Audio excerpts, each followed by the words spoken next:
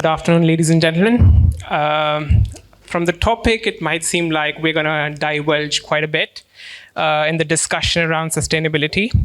What I will, however, say is that in the larger discussion that I have been able to witness over the last 2 days, there's a core element of sustainability that perhaps has not been touched upon, which I'd like to just sort of quickly bring to over the next few minutes to all of your attentions. So I'm going to be talking about antibiotic sustainability, and what my goal over the next few minutes is to hopefully convince you that antibiotic sustainability is not only important to achieve the third sustainable development goal of good health and well-being, but it's central to achieving the SDGs overall. So I'm going to start off with these sustainable development goals that we all are very familiar with. The one that I'm going to be mostly emphasizing upon is SDG 3 of good health and well-being. But as I sort of go and talk about this, what you'll basically be able to pull together is why are antibiotics essentially the linchpin of sustainable healthcare, and how everything sort of rests upon the effectiveness and the availability of effective antibiotics. So firstly, what are antibiotics? I'm sure everyone in the room has consumed some or the other antibiotic at some part in their lives. What a lot of the times we don't understand with antibiotics is that not only are they effective in treating infections, but they also underpin all of modern medicine. Antibiotics enable effective chemotherapy. Antibiotics enable all of surgery. Antibiotics enable all of transplants. And without effective antibiotics, all of the modern achievements that we have made in medicine are going to be a waste. And so it's very important that we understand the role of antibiotics and understanding the sustainable development goals and how they basically enable a healthcare future that is hopefully going to be robust. Because if I look at some of the discussions that I've heard over the last 2 days, we're looking at our 2030 targets for sustainable goals. We're looking at our 2050 targets for sustainable goals and 2070 targets of the net zero that India has been talking about. But I would argue that without effective antibiotics, we may not even get there healthy and safe. So it's very important that we understand this. So I'm going to quickly sort of present something which will hopefully help you understand the problem that we're facing and perhaps sort of some of the solutions that are there as well. So first, the point is that antibiotics, as I've already mentioned, they're the most important medical development of the last 50 years. And this is also something that was recognized by the Royal College of Physicians back in 2010. And this is a problem of antibiotic resistance. So my subject matter expertise is in antibiotic resistance. And hopefully with my favorite analogy, I'm hopefully be able to explain to you guys what is antibiotic resistance and why should you care about antibiotic resistance. So consider this is the African savanna, where we have the gazelles, always alert, ready to run at the first sign of a predator. And then we have the cheetahs, the fastest animal on land, equipped with stealth, strength, and speed. So antibiotics are somewhat like the cheetahs. And for a very long time, they have been able to keep these bacterial gazelles in check.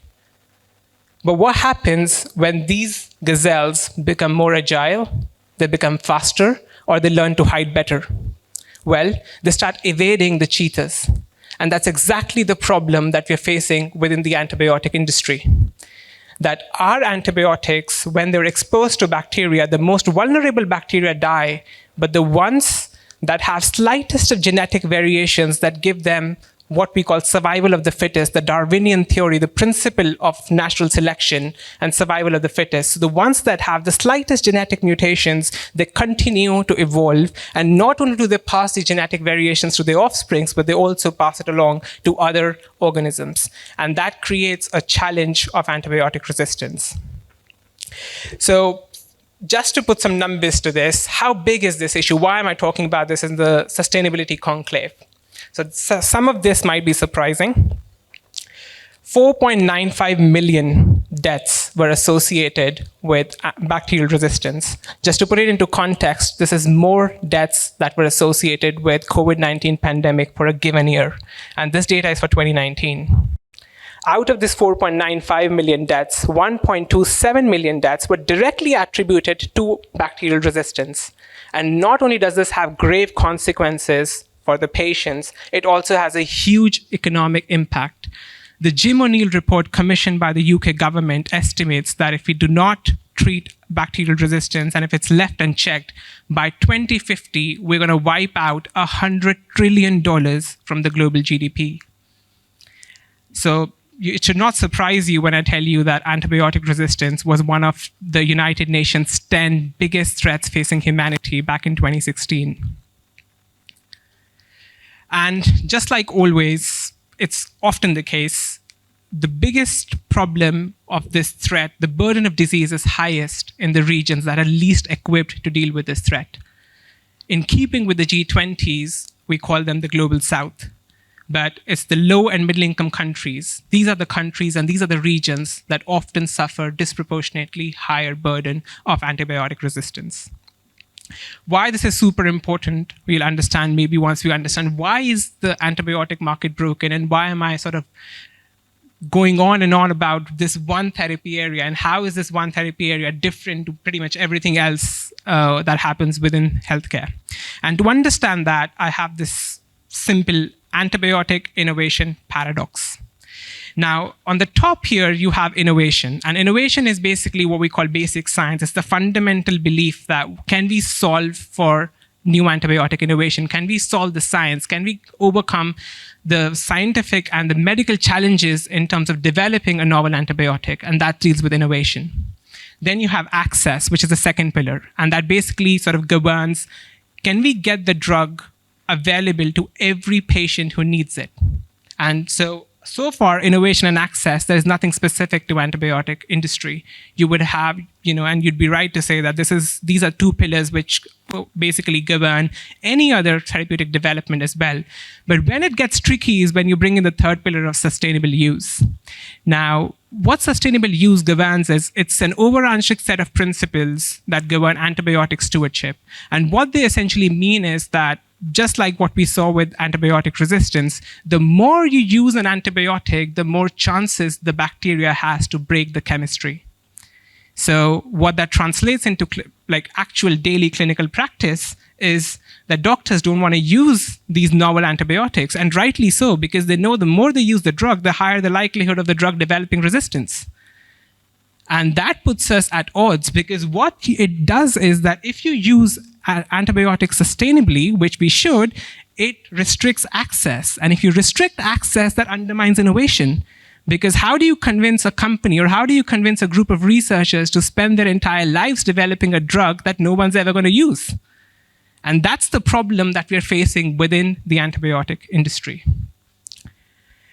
So these are some data. A study suggested that it can take up to 23 years, that's 3 years beyond the patent, a typical patent life would give you, for a drug in the antibiotic space to become profitable. And what this also translates to is the opportunity cost. So for any large pharma, if you look at any of the drugs that we consume today, they were all developed by large pharma. And most of those companies have an opportunity cost of developing antibiotics. And the opportunity cost, more often than not, is a blockbuster oncology drug or a blockbuster immunology drug, which could make them a lot of money.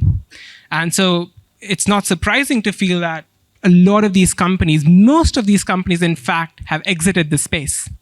And what are left within the antibiotic industry are small biotech companies. And even if so what these companies can do really well is they can break the innovation pillar. They can break the innovation pillar, they can create new antibiotics, they can take over the science, but they lack the resources and the logistics to get the drug available. So access is a big barrier.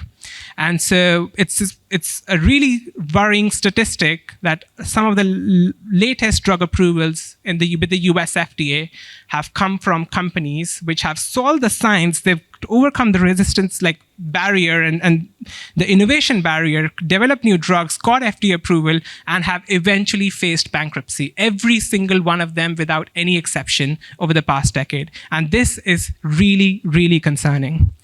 And the other side of this was access, that because these innovations are happening at really small biotechs, they often struggle to make the drug available in the right patients. And the right patients is, as I mentioned, the Global South. So how do you get these drugs available in the Global South? And here's another study that showed that it can take over 10 years after a drug gets approved by the FDA for that drug to ever make it to low and middle income countries. So how can we solve for this? Well, there are two categories of solutions. One is the push incentives and one are the pull incentives. So as the name suggests, the push incentives are basically, let's throw more money at the problem. How can we get more basic science projects off the ground? How can we have more and more developers developing antibiotics? How can we reduce the cost of development of antibiotics? And that's the push side of things. What my focus is going to be is to just quickly talk to you about the pull side of incentives, because I feel that because we are in sustainability conclave, I think it's important for us to talk about the sustainability of the market as well. It's a similar problem that you face with, or the vaccines faced when the Millennium Development Goals came in the 2000s. And you had a market failure that the antibiotic industry is currently witnessing. And so what we need to do essentially is to find ways to solve for that market failure. And that can only happen when we solve for the pull incentives. So amongst the various categories of pull incentives listed here, the most novel and perhaps the one that can have the biggest impact is what we call subscription model, famously called the Netflix model. This is a model that has recently been piloted by the UK government. And what they do in this case is they basically try and break the barrier with the three pillars that we saw earlier by delinking antibiotic ROI from sales.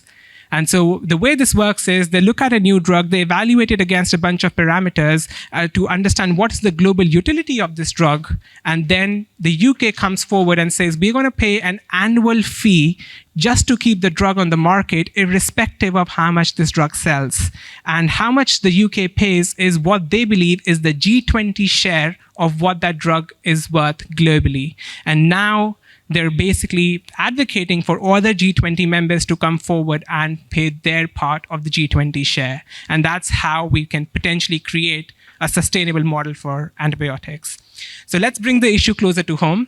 India is an epicenter of superbugs. We have some of the world's largest burden of antimicrobial resistance in the country.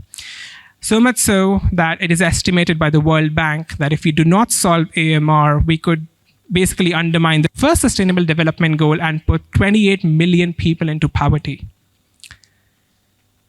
This is some images of what occurred at the latest third health working group meeting under the G20 presidency earlier this month in Hyderabad. And what is encouraging to see here is that antimicrobial resistance was a prime agenda under India's G20 presidency. And it's absolutely essential that the government follows this up with concrete measures to ensure that not only are we talking about it at the global level and a policy level, but these policy discussions actually translate into tangible impacts that revive antibiotic R&D within the Indian subcontinent. And lastly, I want to just quickly talk about some of the work that we are doing in addition to our ongoing commitment at VMRC to develop and continuously invest in developing novel antibiotics. We also, a few years ago, set out a charitable organization called PLE, which is Preserving Life of Existing Antibiotics. And under this umbrella, what we do is we carry out various awareness programs. We've educated more than 500,000 people on ground and raise awareness on antibiotic resistance and what they can do in terms of to bring the burden of disease down. And some of the work that we also do is with doctors. We have a program called Antibiotic Police, where you basically sign a pledge to become better stewards of antibiotics, perhaps looking at one of the other sustainable development goals of responsible consumption. And if you consume antibiotics responsibly, that's the one thing that we can all do at our individual levels to make sure that we can contribute towards the cause of good health and well-being, because access to good healthcare is a human right. Thank you.